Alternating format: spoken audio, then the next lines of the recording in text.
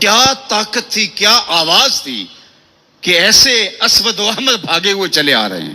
وہ کڑکا تھا ایک بجلی کا، یا کہ صوت ہادی عرب کی زمین جس نے ساری ہلا دی۔ اور زمانے نے دیکھا آج 7 ارب کی آبادی میں 1 ارب 70 کروڑ کے قریب مسلمان ہیں۔ جاپان میں سب سے تیزی سے پھیلنے والا مذہب اسلام ہے، یورپ میں سب سے تیزی سے پھیلنے والا مذہب اسلام ہے۔ بے عمل صحیح، جیسے بھی صحیح، لیکن حضور علیہ الصلوۃ والسلام کا دین پھیلتا چلا جا رہا ہے۔ فرمایا جنت میں کل 120 صفیں ہوں گی، ٹوٹل صفیں جنت کی 120 ہوں گی۔ 40 صفیں آدم علیہ السلام سے لے کے حضرت عیسیٰ علیہ السلام تک تمام نبیوں کی امتوں کی ہوں گی، 80 صفیں صرف میری امت کی ہوں گی۔ یہ ہے حضور علیہ الصلوۃ والسلام کے پیغام کی آفاقیت۔ جدھر دیکھو حضور کے دیوانے دکھائی دیتے ہیں۔ اللہ ہمیں توفیق عمل دے۔ اگر ہم سچے، کھرے، سیدھے، دو ٹوک مسلمان بن جائیں تو پوری کائنات ہمارے قدموں تلے ہے، اس لیے کہ ہم محمد عربی کے غلام ہیں۔ حضور کی وجہ سے کفر مٹا، اور حضور کی ذمہ داریوں میں شامل اسلام کا غلبہ کرنا۔ هو الذی ارسل رسولہ بالہدی ودین الحق لیظہرہ علی الدین کلہ۔ حضور علیہ الصلوۃ والسلام کے دین کو تمام ادیان پر غالب کرنا حضور علیہ الصلوۃ والسلام کا دیا ہوا دین اور پیغام ہے۔ اور قرب قیامت میں اتنی دیر تک قیامت نہیں آئے گی جب تک پوری دنیا پر اسلام نہیں پھیل جائے گا۔ پوری دنیا پر اسلام نہیں پھیل جائے گا، شرق سے لے کر غرب تک، شمال سے لے کے جنوب تک۔ کائنات کی ایک چھت بھی ایسی نہیں ہوگی جہاں محمد عربی کے نام کا جھنڈا نہیں جھول رہا ہوگا، حضور کے نام کے پھریرے لہرا رہے ہوں گے۔ یہ اللہ کے محبوب کی عظمت ہے۔ کفر مٹ جائے گا اور ہر طرف اسلام کا بول بالا ہوگا۔ خلیفۃ المسلمین حضرت امام مہدی کی خلافت علی منہاج النبوہ قائم ہوگی، اسی طریقے پہ قائم ہوگی۔ حضرت عیسیٰ علیہ السلام کے انفاس کی مہک سے دجال پگھلتا چلا جائے گا، اور حضور کے دیوانے آگے بڑھ بڑھ کے اسلام کے جھنڈے گاڑتے چلے جائیں گے، اور پوری کائنات کے اندر پھریرے حضور کے ہوں گے۔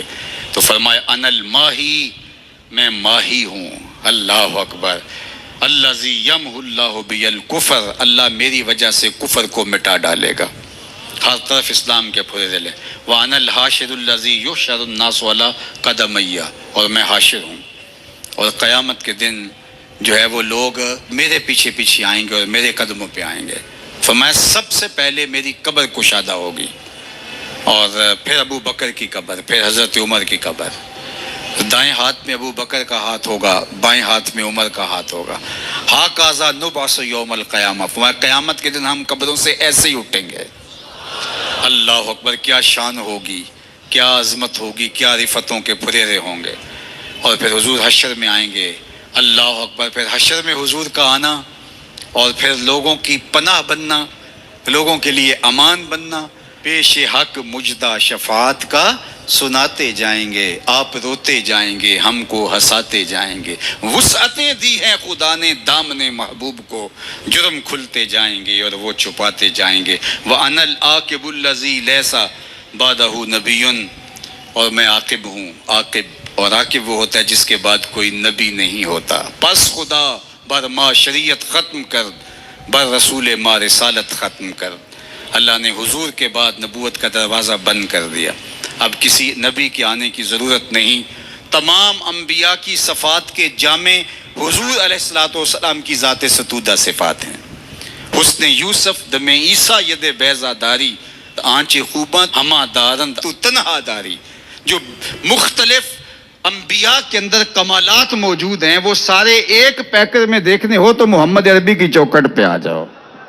یہاں تمہیں کمال بھی نظر آئے گا، جمال بھی نظر آئے گا، جود و نوال بھی نظر آئے گا، یہاں حسن بھی نظر آئے گا، علم بھی نظر آئے گا، علم بھی نظر آئے گا، شان و شوکت بھی نظر آئے گی، رحمت بھی نظر آئے گی، اور یہاں ہاتھ میں تلوار پکڑے نبی جہاد فرماتا ہوا بھی دکھائی دے گا۔ ساری شانیں ایک پیکر کے اندر، ایک وجود کے اندر جو ہے وہ جمع کر دی گئی ہیں۔